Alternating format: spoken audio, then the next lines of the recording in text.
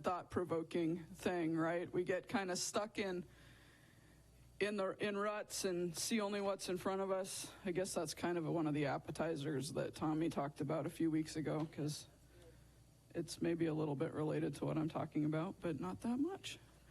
So, those of you who have heard me speak before know that very rarely do I get titles for my messages, but I am happy to report that today I have a title. Mimi got to hear the title yesterday, and she showed up today, so I guess it didn't scare people off. But today we are talking about spaghetti and markers. All right? I had a moment of panic earlier that I was going to accidentally say spaghetti and meatballs, which would have been awkward to recover from, but I got the markers in there. So a few weeks ago, I was sitting back at the worship art table before church with Love, and she was drawing with markers, and she turned toward me with a marker, and before I could react, she got my collar, the collar of my shirt. And some of you were here that day, and a few of you noticed my shirt and asked what happened.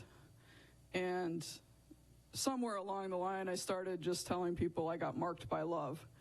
And meaning, of course, Love, the little 2-year-old girl that runs around here and causes us to enjoy her presence and sometimes her mischief. If she's ever been mad at you, you know what I mean. She's got looks for days. But anyway, as the day and week went on, I found myself, I just kept thinking about that marked by Love.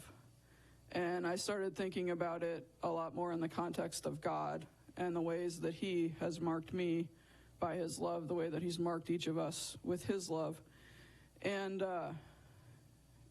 really considering, what does that mean? And kind of what's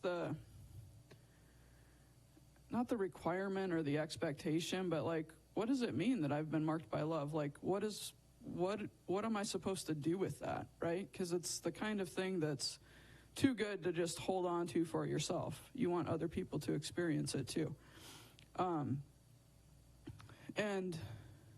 Okay, so I do want to give a little disclaimer. Dominic?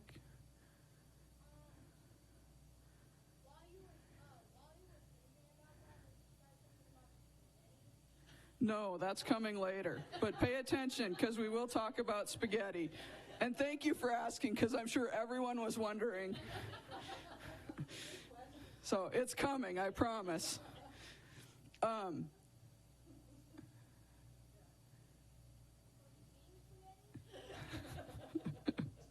Nope. I'm trying to find my train of thought, though. Oh, I was going to say a disclaimer here. I did not know that Jenny was going to feel led to share what she shared earlier, but I did have to sort of smirk a little bit at the way the Holy Spirit works in this stuff, because I feel like the message that I have today is really related to what Jenny was talking about. So before we go any further, let's just pray. So, Father, I just thank you so much for your love, God, and I thank you that you have marked each and every one of us in this place with your love, Father, and whether that's been directly with your love and also in ways that you've marked us with your love through other people here.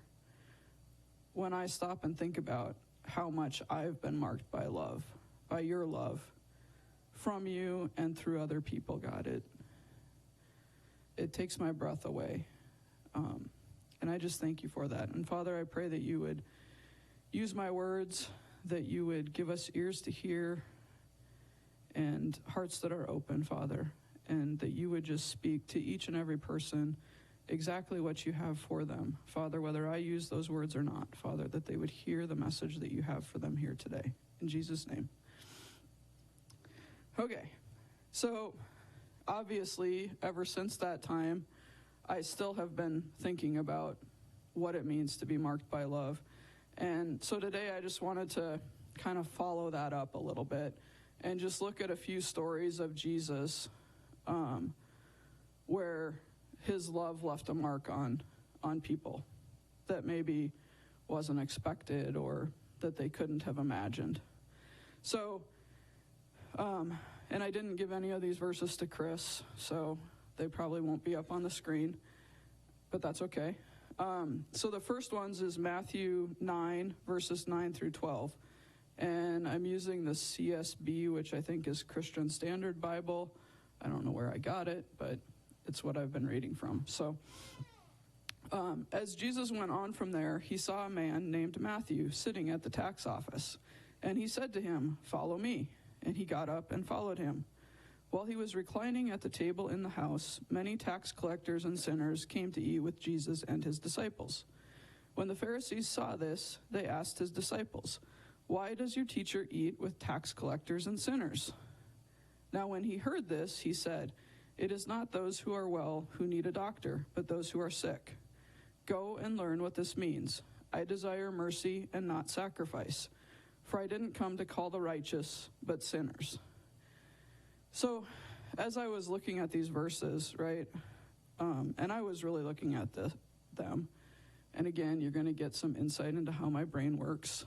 I'm sorry if that's traumatizing, but hang on here. So as I was reading this, like, I got to thinking, I really wonder what happened between verse 9 and verse 10. In verse 9, Jesus tells Matthew to follow him. And by verse 10, there's like a big party apparently at Matthew's house, and Jesus is chilling out at the table, and all the tax collectors and sinners, apparently word got out, like, hey, this guy likes us.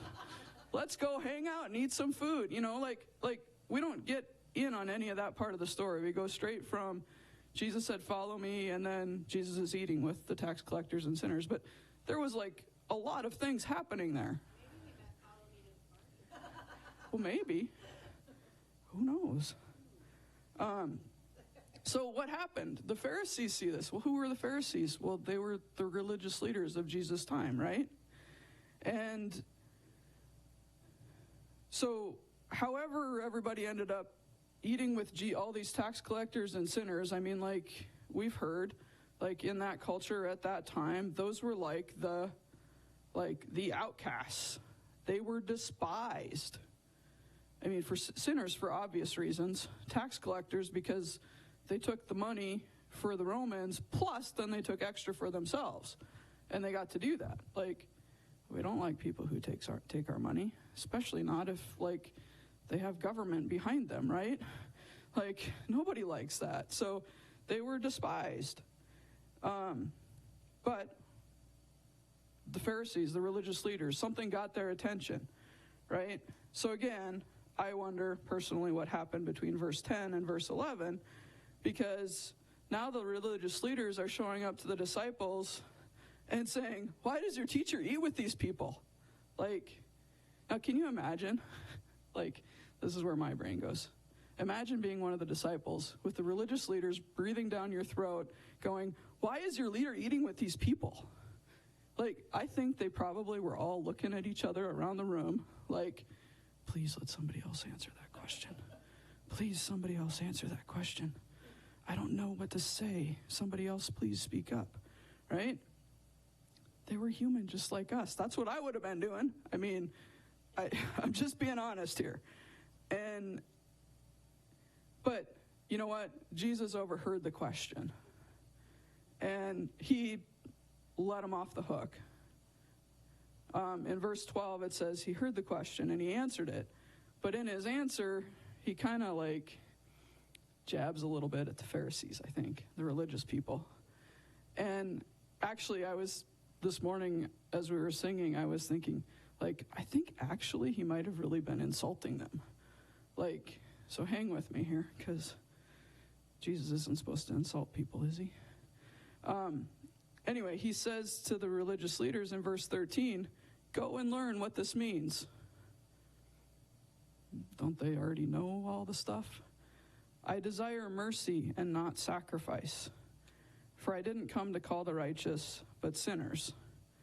So that "I desire mercy and not sacrifice," that goes back or comes out of Hosea 6:6, at least according to the cross-references in my Bible. So I went and I looked that up, and it says, For I desire faithful love and not sacrifice, the knowledge of God rather than burnt offerings. So there's a lot there, right? And I don't want to try to take time to unpack it all because I don't know that I'm smart enough to do that. But I will do two things. One, I want to challenge each and every one of you to go and spend some time with that verse this week and just consider what it means. And ask God to show you, like, what does this mean? I'll also give you what my understanding of it is. And just keep in mind my understanding could be wrong, okay? But basically, as I just sort of reflected on this verse, is essentially we can do all the things that God set out for us in Scripture. We can follow His laws and His regulations. And in the process of doing that, we can still end up missing God. We can still end up not knowing who God is. And because His laws and His regulations were designed to point us toward His heart and who He is and how He loves us. But if we're content with just knowing what His laws and rules are and then following them as best we can, we're missing out on the best part of following God. And because those things are a door. Like, they're a door that invite us to go deeper with Him. Like I said, my understanding of that could be wrong. But, as I think about it, then He follows that up with the Pharisees. And He says, I didn't come to call the righteous, but sinners. And, okay, I thought maybe this was an insult on Jesus' part. That's maybe too harsh of a word. I think He was issuing them an invitation, though. Because I think what He was asking or saying to them was, hey, you think you're righteous, right? You think you don't have any need for me. And as long as you think that, you're going to miss me, right? I don't know about you guys. I can fall into this trap, right? I think I got it all figured out. Things are going pretty good. I'm not like out murdering people or committing adultery or whatever all the things are. But you know what? I still say and do things that hurt the people around me. I make comments that are designed to hurt people, or, I don't do something that I know would be meaningful to somebody else because who knows, some weird reason in my past that just makes me not want to do that. And yet Jesus came to help me still do the right thing. And when I do the wrong thing, to help me make it right. Okay. So, going back to Matthew and a couple chapters further along. Now, interestingly, the verses that we're going to start reading right before this, Jesus again has an interaction with the Pharisees where He tells them, I wish you knew what it meant that I desire mercy, not sacrifice. So that happened right before these verses. Now in chapter 12, verses 9 through 14, it says, moving on from there, He entered their synagogue. There He saw a man who had a shriveled hand. And in order to accuse Him, they asked Him, is it lawful to heal on the Sabbath? He replied to them, who among you, if he had a sheep that fell into a pit on the Sabbath, wouldn't take hold of it and lift it out? A person is worth far more than a sheep, so it is lawful to do what is good on the Sabbath. Then He told the man, stretch out your hand. So he stretched it out, and it was restored as good as the other. But the Pharisees went out and plotted against Him how they might kill Him. Jesus was aware of this and withdrew. So again, let's kind of hit pause and go back and look at the verses in the story here, right? They're in the synagogue. They're in church. The religious leaders see a man with a shriveled hand, and they don't see the man.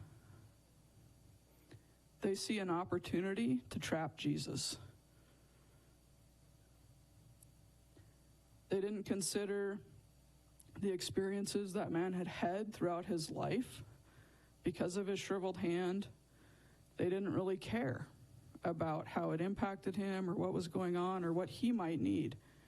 Instead, they're out to use him, right? They don't see him as a person, they see him as a thing they can use to make a point. And so they jump right to accusing Jesus. Is it lawful to heal on the Sabbath? Now, I like how Jesus kind of sidesteps their question and then pokes at them a little bit. Because Jesus just says, if you had a sheep that fell into a pit on the Sabbath, you'd rescue the sheep. Like, it's not even a question of, is it okay for me to do this? You would just do it because your sheep is in a pit, right? But here's this man with this shriveled hand, and it's not okay for me to help him? Like, so, but he takes a dig a little bit. He says, a person is worth a lot more than a sheep, right? You know what? Sometimes I forget that. And then Jesus says, of course it's lawful to do what is good on the Sabbath. And then he addresses the man with the shriveled hand, and the man's hand is restored. Now, seriously, like, if we were in a church service and somebody showed up with a shriveled hand, and we watched that hand get healed in front of us, I think there might be a little bit of excitement about that fact, right? Right? And you would especially think that the church leadership would get excited about it, right? But they don't. Like, they get mad. They get so mad that they run off and start planning how to kill Jesus. Like, what? How does that happen? How does it happen that a church becomes a place where we're looking so much for people to mess up or make a mistake, and when we see people that aren't right get blessed, we get angry about it? That's wrong. Like, that's so wrong. It's really obvious when we're not in the middle of it, too. Jesus knows what they're working on, so he withdraws, okay? So then let's go back to verse 15, and it says, large crowds followed him, and he healed them all. He warned them not to make him known, so that what was spoken through the prophet Isaiah might be fulfilled. Here is my servant whom I have chosen, my beloved in whom I delight. I will put my spirit on him, and he will proclaim justice to the nations. He will not argue or shout, and no one will hear his voice in the streets. He will not break a bruised reed, and he will not put out a smoldering wick, until he has led justice to victory. The nations will put their hope in his name. So, going back to the question we started with, right? What does it mean to be marked by love that's so gentle, safe, and strong that it doesn't break a reed that's bruised? Like, we don't really have reeds around here. But I mean, like, think of a corn stalk that's been beaten up and bruised, right? It's pretty fragile. Like, there's not much keeping it. It can't take much more without breaking. But we're told that Jesus doesn't break people that are that badly bruised. And a wick that's smoldering, like, think about, the last time you blow out a candle and the little spark at the end of the wick, right? How long does that smoke before it is extinguished? But Jesus keeps that smoldering thing from being extinguished. Like, that's some kind of love that sees people in that fragile of a state and comes alongside them and loves them instead of dumping water or pinching the wick or, knocking them over. comes along and supports them and helps them and loves them. So I told you my message today was called Spaghetti and Markers. Dominic, are you paying attention? Here's the spaghetti part, okay? My dad had this story that he used to tell about his grandma, so my great-grandma. Her name was Olga, and she came to North Dakota. She immigrated to North Dakota when, I don't know, she was 17, 18, 19, somewhere in there, to marry my great-grandpa. And she was from the part of Poland that had become Germany during one of the wars. And she didn't really speak English, or read it for that matter. But after they were married, some neighbors had them over for supper. And the neighbors served spaghetti. And my great-grandma thought this was pretty good stuff. You know, it's noodles, chewy and long, and she really enjoyed it, so she wanted to make some. She wanted to learn how to make it. And so she asked the neighbors about, you know, what is this? You know, how do you make this? And they said, well, you can just buy it at the grocery store. And so she was like, okay. So the next time she was in town, she's in the grocery store, and they told her that their little grocery store had it. Now, when I was a kid, I was in one of these grocery stores. It was like 2 aisles, right? There wasn't very much. It wasn't like Fairway or, I mean, even Econo Foods or whatever, probably the smallest grocery store you've ever been in. There was like 2, maybe 3 aisles. They weren't very long, and they were, you know, they had a lot of stuff, but it was the basic stuff, right? So my great-grandma is in the store, doesn't really speak English, and she's going up and down the aisles looking for spaghetti. And she can't find it. And she knows it's there because they told her the store had it. And she's looking for it, and she's getting like more and more frustrated and disgusted because she can't find it. And then someone in the store noticed that she was trying to find something that she couldn't find. And, you know, they worked out what she was looking for, and that person took her to the part of the store that had the spaghetti. And my great-grandma was looking at the section of food where she'd walked past it however many times. But you know what? She was looking for spaghetti that was soft and chewy, not stuff in little packages that was hard and brittle. You know, because she was looking for what she was served. But what she was served didn't bear any resemblance to what she needed to get. And, you know, sometimes I think we miss noticing how God is marking us and others with his love because we're expecting it to look a certain way. It looks different from what we're looking for. And sometimes we miss getting to join with what God's doing when he's marking others with his love because what we see in front of us is different from how we expect that's going to look. You know, and we see this in the next few verses again of Matthew 12. I'm almost done. So it says, then a demon-possessed man who was blind and unable to speak was brought to him. He healed him so that the man could both speak and see. All the crowds were astounded and said, could this be the son of David? Do you know what the Pharisees did? Their religious leaders, do you know what they said? They didn't see the son of David. They said, this man drives out demons only by Beelzebub, the ruler of the demons.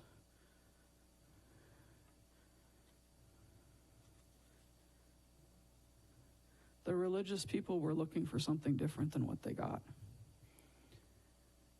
And because of that, they missed seeing and experiencing his love for themselves. You know, so as we close, I'd just like you to take a minute to reflect on the ways that you've been marked by the love of God. And then, you know, ask God to help you see the places where you're maybe not seeing what he's doing because it doesn't look like what you're expecting. Like, he will answer that prayer. And God is at work, right?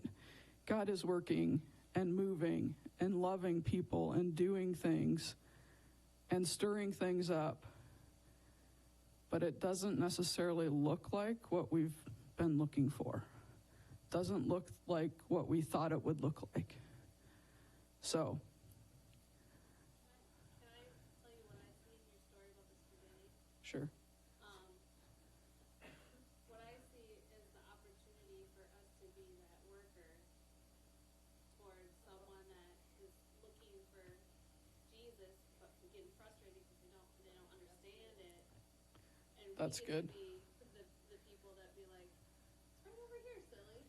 Yeah, yeah, yeah. So what Kaylee just said was in that story, like, we got to be the people that help, the person in the store looking for the spaghetti that doesn't look like what they thought it looked like. We got to help them see what they're really looking for. Yes, yeah.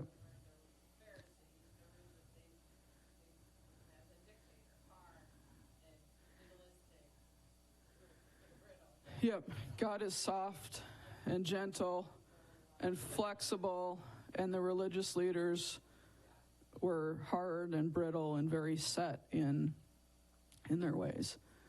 So that's all I have. Let's pray quickly because I think they're doing a song.